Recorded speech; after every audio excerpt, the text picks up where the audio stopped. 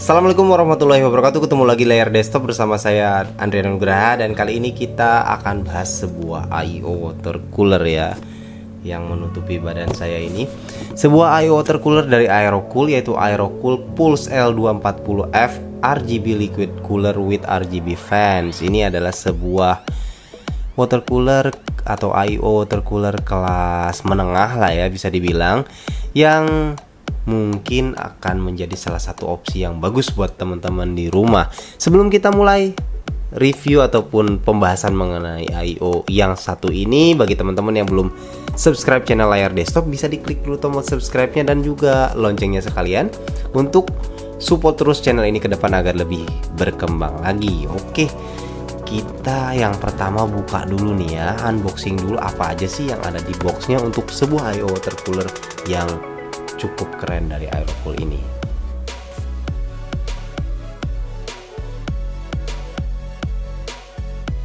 Oke teman-teman, langsung aja kita unboxing apa aja yang ada di dalam boxnya si Aerocool Pulse L240F ini ya. Kita lihat seperti apa dalamnya ya. Unboxingnya cukup mudah ya, kita lihat seperti ini. Di dalam boxnya ada semacam apa ini, box seperti ini ya. Oke, yang pertama ada sebuah semacam buku panduan ya untuk instalasi, baik itu untuk AMD maupun Intel, lengkap di sini, jadi nggak usah khawatir. Kemudian ada kabel-kabel di sini, kemudian ada mounting dan juga baut-baut ya di sini, lengkap untuk Intel maupun untuk AMD. Dan ada dua buah fan. Ini pastinya fan RGB ya, dengan ukuran 12 cm ya. Fan RGB 12 cm. Dan kita lihat ini radiatornya. Radiatornya ini ya teman-teman, dan pastinya ini. Keren juga nih. Kalian perhatikan ya di sini. Lumayan keren.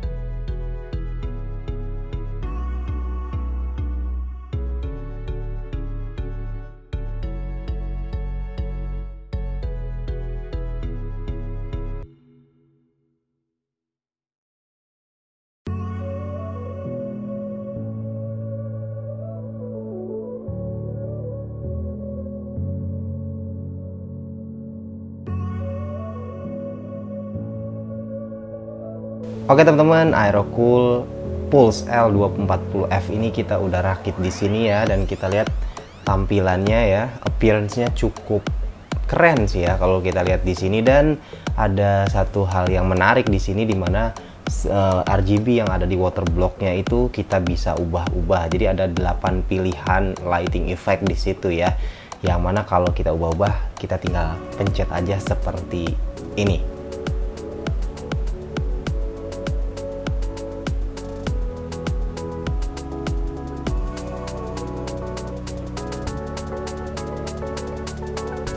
Ya, jadi harus dipencet-pencet baru kemudian kita bisa dapatkan lighting effect yang sesuai dengan yang kita inginkan ya. Jadi cukup menarik juga ini, ada bisa seperti ini ya. Dan untuk berikutnya langsung aja kita coba performance-nya seperti apa. Yang pastinya kalau sebuah cooler ya, itu kita harus tes temperaturnya ya. Nah, di sini kita akan coba compare yang satu ini, cooler yang satu ini dengan stock cooler bawaan dari AMD sendiri, yaitu untuk Ryzen 5 3600 XT, yaitu AMD Brightspire ya. Kita akan lihat seberapa jauh perbedaan performance-nya, apakah worth it atau enggak untuk kita beli cooler yang satu ini. Oke, langsung aja kita lihat performance-nya. Oke, kondisi pertama di sini langsung aja kondisi default dulu ya, pada saat jalan default, dimana kita akan lakukan 3 skenario tes. Yang pertama adalah Cinebench R15 ya, kita running Cinebench R15, kemudian juga stress test dengan CPU Z selama kurang lebih 5 menit, Dan berikutnya stress test dengan menggunakan aplikasi AIDA 64 Extreme ya, dalam waktu sekitar 20 menitan. Kita lihat temperatur yang maksimal bisa dicapainya adalah berapa, temperatur maksimal yang dicapai oleh sistem ataupun temperatur CPU-nya seperti apa. Nah, ada dua kondisi, yaitu default dan juga overclock ke 4,5 GHz all core. Namun pada saat kondisi 4,5 GHz all core kita tidak akan compare dengan Raspberry-nya ya, karena tentu kemungkinan nggak kuat lah ya si Raspberry kalau kita overclock CPU-nya ke 4,5. Jadi nanti pada saat overclock kita hanya akan lihat satu data aja, yaitu data kondisi menggunakan I/O intercooler dari Aerocool yang satu ini. Nah, untuk hasil yang pertama, kondisi default dengan menggunakan aplikasi Cinebench R15, stress test dengan CPU Z dan juga AIDA 64 Extreme. Untuk Cinebench R15, ketika kita menggunakan I/O water cooler dari Aerocool ini, itu kita bisa dapatkan temperatur maksimal di 75,3 derajat Celcius, sedangkan saat menggunakan AMD Raspberry itu adalah 79,8 derajat Celcius. Jadi ada gap sekitar 4-5 derajat ya di situ. Kemudian stress test dengan CPU Z itu pada saat menggunakan L240F dari Aerocool ini kita bisa dapatkan temperatur maksimal 74,9 derajat Celcius, sedangkan pada saat menggunakan AMD Raspberry itu 79,6 derajat Celcius.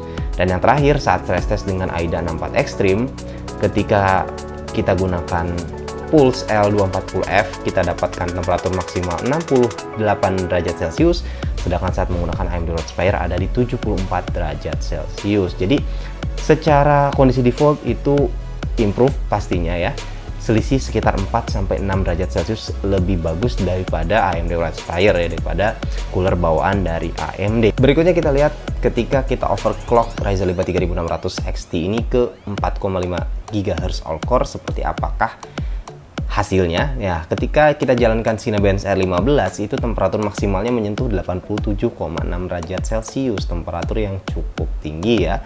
Kemudian ketika stress test dengan CPU Z itu menyentuh 87,2 derajat Celcius, tapi ketika jalankan AIDA 64 Extreme itu hanya di 72 derajat Celcius. Jadi kalau kita lihat hasilnya di sini, temperatur udah mulai agak tinggi, yaitu di atas 80-an ya, sampai menyentuh 87 derajat Celcius ketika kita overclock ke 4,5 GHz all core. Itu artinya kalau kita gunakan cooler ini untuk Ryzen 5 3600 XT itu sepertinya overclockingnya itu mentok ke sampai 4,5 GHz all core saja. Kalau kita mau naikin lagi itu riskan untuk bisa di atas 90, bahkan bisa mencapai 100 derajat Celcius itu kalau misalnya kita overclock lebih dari 4,5 GHz all core ini. Jadi secara performance kalau di sini sih nggak terlalu istimewa ya. Ketika kita lakukan overclocking, temperaturnya bisa dibilang agak tinggi ya gitu. Walaupun nanti dalam skenario aplikasi sehari-hari bisa menjalankan gaming ataupun aplikasi-aplikasi untuk productivity itu tidak akan menyentuh setinggi itu sih kemungkinannya ya. Jadi ini adalah salah satu worst skenario lah ya bisa dibilang. Jadi kemungkinan temperatur pada saat running sehari-hari itu tidak akan setinggi ini. Dan satu note juga ini bahwa kita jalankan seluruh tes ini pada temperatur ruangan sekitar 26 derajat Celcius ya. Oke teman-teman, itulah tadi hasilnya ya, review dari sebuah I/O liquid cooler dari Aerocool, yaitu Aerocool Pulse L240F ya. Sebuah liquid cooler 240 mili yang cukup terjangkau untuk kelasnya 240 mili ya, karena rata-rata 240 mili itu kalau ini sih bisa di atas itu ya gitu kan. Walaupun ada beberapa juga yang di bawahnya ya, harganya di bawah 1 juta juga ada, tapi jarang sekali. Nah, rata-rata sih harganya memang di atas 1 juta untuk yang 240 mili ya. Nah, secara appearance ya, secara penampilan dari I/O liquid cooler ini saya rasa memang kelihatan cukup keren ya. Apalagi tadi di water blocknya itu RGB-nya bisa kita ganti-ganti dengan cara menekan water blocknya itu gitu ya. Dan ada 8 lighting effect yang bisa kita pilih di situ ya. Fan-nya juga ini RGB juga, jadi Ada dual fan 12 mili masing-masing, di total 240 mili yang masing-masing adalah RGB ya.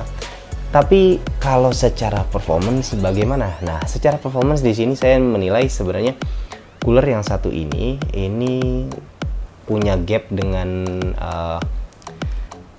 cooler bawaan dari AMD. Dalam hal ini kita coba dengan AMD itu sekitar 4-6 derajat Celcius lebih rendah ya achievement dari temperaturnya ketika kita lakukan stress test ataupun kita jalankan Cinebench R15.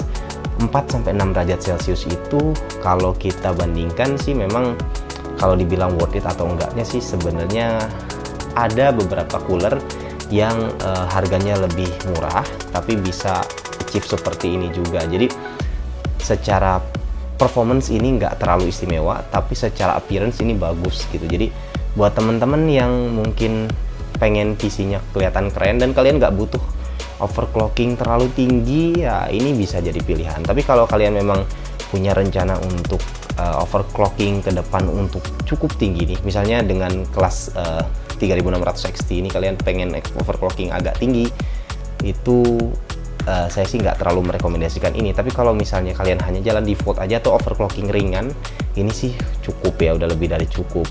Dan batasannya mungkin kalau untuk AMD mungkin cocoknya sih ini untuk kelas Ryzen 5 ya, kelas mid range. Kalau misalnya coba kalian ke Ryzen 7 itu saya rasa agak mentok. Kalau kalian mau overclock itu agak sedikit kurang ya gitu headroom overclockingnya kalau pakai cooler ini.